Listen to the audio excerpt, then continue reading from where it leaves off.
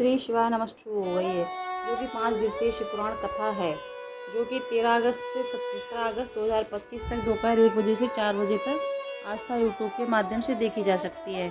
आज पहले दिन की कथा पूर्ण हो गई है। आज की कथा की संपूर्ण जानकारी और विशेष उपाय, कुछ ऐसे प्रश्न गुरुजी से पूछे गए हैं, उनके जो गुरुजी ने जवाब हैं, वह सभी जानकारी आपको इस वीडियो से मिलने वाली है। इसके साथ ही साथ सीहोर कुबेरेश्वर धाम में कावड़ यात्रा के दौरान जो असुविधाएं हुई हैं, जो घटनाएं घटी हैं, क्या उस पर गुरुजी ने आज की शिव पुराण कथा में कुछ कहा? अगर कहा है तो वह जानकारी, और अगर नहीं कहा है तो क्या नहीं कहा, संपूर्ण जानकारी आपको इस वीडियो में मिलने वाली है। इसलिए वीडियो अंत तक देखें ताकि कोई भी उपयोगी जानकारी आपसे ना छूटे। सबसे पहले बढ़ते हैं आज की कथा की पहली विशेष जानकारी की ओर। कथा शुरू होते ही गुरुजी ने कहा, शमशाबाद भाग्यनगर वालों के भाग्य खुल गए। जो कथा पांडाल में बैठकर कथा का श्रवण करना चाहते थे, उन्हें मौका नहीं मिल पा रहा था कथा पांडाल में बैठकर कथा सुनने का, और उन्हें अब ये मौका पंडाल में मिल रहा है। इसके बाद गुरुजी ने कहा, महाराष्ट्रीय श्रावण का महीना चल रहा है, तो सभी को श्रावण की शुभकामनाएं। बढ़ते हैं आज की कथा की दूसरी विशेष जानकारी की ओर। गुरुजी ने कहा, जल वृष्टि अपना काम करेगा, कीचड़ अपना काम करेगा। जिस भाव से आप जिस स्थान पर बैठकर भी कथा का श्रवण कर रहे हैं, उसका फल आपको निश्चित प्राप्त होगा, क्योंकि शिव पुराण कथा एक विश्वास की कथा है। बढ़ते हैं आज की कथा की तीसरी विशेष जानकारी की ओर। गुरुजी ने कहा, शिव पुराण कथा सुनने का अधिकारी कौन होता है, अर्थात शिव पुराण कथा कौन सुनने का पात्र है, जो तो इस पर स्वयं भोलेनाथ ने कहा है। अगर किसी ने अपने जीवन काल में एक बार भी मुझे दिल से स्मरण किया है, पुकारा है, वह इस मृत्यु लोक में शिव पुराण कथा सुनने का अधिकारी है। बढ़ते हैं आज की कथा की चौथी विशेष जानकारी की ओर। प्रिया जी हैदराबाद से पत्र लेकर आई, जिसमें लिखा, 2021 से मेरे पास कोई भी नौकरी नहीं थी। सब लोग मुझे हीन भावना से देखते थे। आपकी कथा के बारे में सुना और एक लोटा जल के बारे में सुना और मेहनत करना शुरू किया। रोज मंदिर में जाकर जल चढ़ाती और कथा का भी श्रवण करती थी। बाबा की कृपा से मेरी नौकरी लग गई। उसी का आभार व्यक्त करने कथा पांडाल में आए हैं। बढ़ते हैं आज की कथा की पांचवी विशेष जानकारी की ओर। गुरुजी ने कहा, शिव पुराण की कथा कहती है कि पराई स्त्री और पराया धन व्यक्ति को एक दिन बर्बाद कर ही देते हैं। बढ़ते हैं आज की कथा की छठवीं विशेष जानकारी की ओर। गुरुजी ने कहा, काशी की कथा में एक व्यक्ति ने हमसे प्रश्न किया था कि गुरुजी, आप कहते हैं भोलेनाथ पर जल चढ़ाओ तो हो जाओ, वह मिल जाता है, जो चाहो वो मिल जाता है, पर हमारे घर के नज़दीक में एक व्यक्ति है, वह प्रतिदिन भोलेनाथ के मंदिर में जाकर जल चढ़ाता है, फिर भी उसकी बाबा क्यों नहीं सुन रहे हैं। इस पर गुरुजी ने कहा, उनका विश्वास पक्का होना आवश्यक है। जिस दिन उनका शिव के प्रति विश्वास पक्का होगा, भोलेनाथ की वह परीक्षा नहीं लेंगे। पूरे विश्वास से अब मैं जल चढ़ा रहा हूँ, विश्वास से कि अब मैं जल चढ़ा रहा हूँ, भोलेनाथ मुझे जरूर प्रदान करेंगे और मेरी जरूर सुनेंगे। उस दिन भोलेनाथ को भी उनकी सुनना ही पड़ेगा। बढ़ते हैं आज की कथा की सातवीं विशेष जानकारी की ओर। सोनिया जी पत्र लेकर आए, जिसमें उन्होंने लिखा, मेरे पति कई वर्षों से सरकारी नौकरी की तैयारी कर रहे थे, पर उन्हें सफलता नहीं मिल रही थी। मैं शंकर भगवान को बहुत मानती हूँ। मेरी बहन सीहोर कुबेरेश्वर धाम जाकर कंकड़ शंकर का पूजन करके मुझे कंकड़ लाकर दे दी। मैंने प्रतिदिन उसकी पूजन अर्चन शुरू किया। पति भी प्रतिदिन भोलेनाथ के मंदिर में जाकर शिवलिंग पर जल अर्पित करते हैं, और 3 महीने के अंदर ही उन्हें दो सफाई सरकारी नौकरियों का ऑफर आ गया।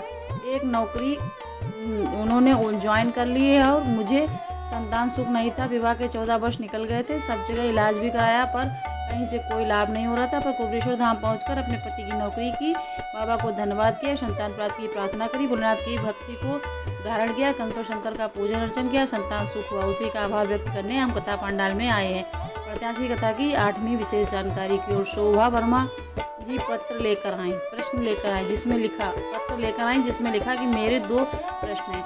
पशुपतिनाथ जो व्रत हम करते हैं, जिस मंदिर में करते हैं, अगर वहाँ पर बहुत अधिक मात्रा में प्रसाद आ जाता है, सभी पूजन करते हैं, प्रसाद रखते चले जाते हैं और कोई भी प्रसाद लेकर नहीं जाता है, तो क्या उसे हम गरीब बच्चों में बांट सकते हैं, या गरीब लोगों में बांट सकते हैं? तो इस पर गुरुजी ने कहा कि शिव का प्रसाद प्राप्त करने वाला कभी भी गरीब नहीं होता है। तो आप सबसे पहले अपने शब्द में जो आप बोल रहे हैं, उसमें से गरीब शब्द निकाल दें, और वह प्रसाद आप किसी भी व्यक्ति को दे सकते हैं। इस बात का ध्यान रखें। दूसरा प्रश्न इन्होंने किया कि हमारे घर के आसपास बेलपत्र का पेड़ नहीं है, तो ऐसे में क्या हम शिव पर जो बेलपत्र चढ़ी हुई होती है, उसे घर पर लाकर धोकर घर के शिवलिंग पर अर्पित कर सकते हैं? काफ़ी विशेष प्रश्न आज उन्होंने गया है, क्योंकि कई लोगों का प्रश्न रहता है कि शिव पर चढ़ी हुई बेलपत्र को वहीं पर धोकर वहाँ पर चढ़ाना होता है, क्या उसे हम घर नहीं ला सकते हैं? तो उसी प्रश्न का आज गुरुजी ने उत्तर दिया है। गुरुजी ने कहा, हाँ, आप बिल्कुल ऐसा कर सकते हैं। अगर आपके भोलेनाथ के मंदिर में बेलपत्र शिवलिंग पे अर्पित है तो आप शिवलिंग से उस बेलपत्र को प्राप्त करके घर पर लाकर उस बेलपत्र को धोकर वापस अपने घर के शिवलिंग पर अर्पित कर सकते हैं, क्योंकि शिव जी में कोई भेद नहीं होता है। अब इस बात का आपको इस पर ध्यान देना कि गुरुजी ने कहा कि शिवलिंग पर चढ़े हुए बेलपत्र को आपको शिवलिंग से प्राप्त करना है, शिवलिंग से प्राप्त करना और घर के शिवलिंग पर अर्पित करना। निर्वाल में जो बेलपत्र जा चुकी है, शिवलिंग से जो नीचे बेलपत्र गिर चुकी है, उस बेलपत्र का आपको उपयोग नहीं करना है। इस बात का ध्यान रखना है, क्योंकि कई लोग कहते हैं कि निर्वाल की बेलपत्र को भी हम क्या चढ़ा सकते हैं, नहीं चढ़ा सकते, वह निर्वाल रूप में हो गई है, उसका या तो विसर्जन करना है या फिर वहाँ जहाँ पर भी आप उसे छोड़ते हैं वहाँ पर छोड़ना है। अगर बेलपत्र शिवलिंग से नीचे गिर गई है तो उस बेलपत्र का आपको उपयोग नहीं करना। इस बात का भी आपको विशेष ध्यान रखना है। बढ़ते हैं आज की कथा की नौवीं और अंतिम जानकारी की ओर।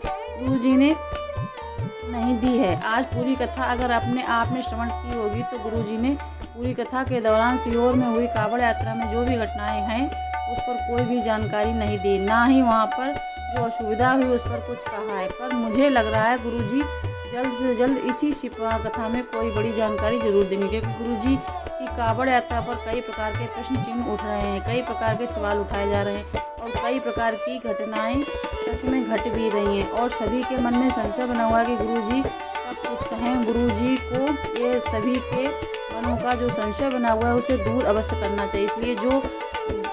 इसलिए गुरुजी तक अगर वह बात पहुंच रही है तो मैं यही निवेदन करती हूँ कि गुरुजी आप सीहोर में हुई जो दुखद घटना है उस पर ध्यान देते हुए उस जानकारी व्यासपीठ से जरूर दें। लाखों शिव भक्त आपको सुनना चाहते हैं, हम भी सुनना चाहते हैं। आपके मन में इस टॉपिक को लेकर क्या बात है, आप कौन सी बात है जो गुरुजी से पूछना चाहते हैं, फिर गुरुजी को बताना चाहते हैं, वो कमेंट बॉक्स में आप टाइप जरूर करें। और इस वीडियो से संबंधित जो भी प्रश्न है ये सभी प्रश्न आप कमेंट बॉक्स के जरिए पूछ सकते हैं, जिससे कि हम आपको पूरी जानकारी देने की कोशिश करेंगे। और भी आगे जो हरतालिका की जा रही है, गणेश चतुर्थी आ रही है, उन सब की वीडियो हमारे इसमें चैनल पे पड़ी हुई हैं और उसका जो वीडियो है हम एंड स्क्रीन में लगा देंगे।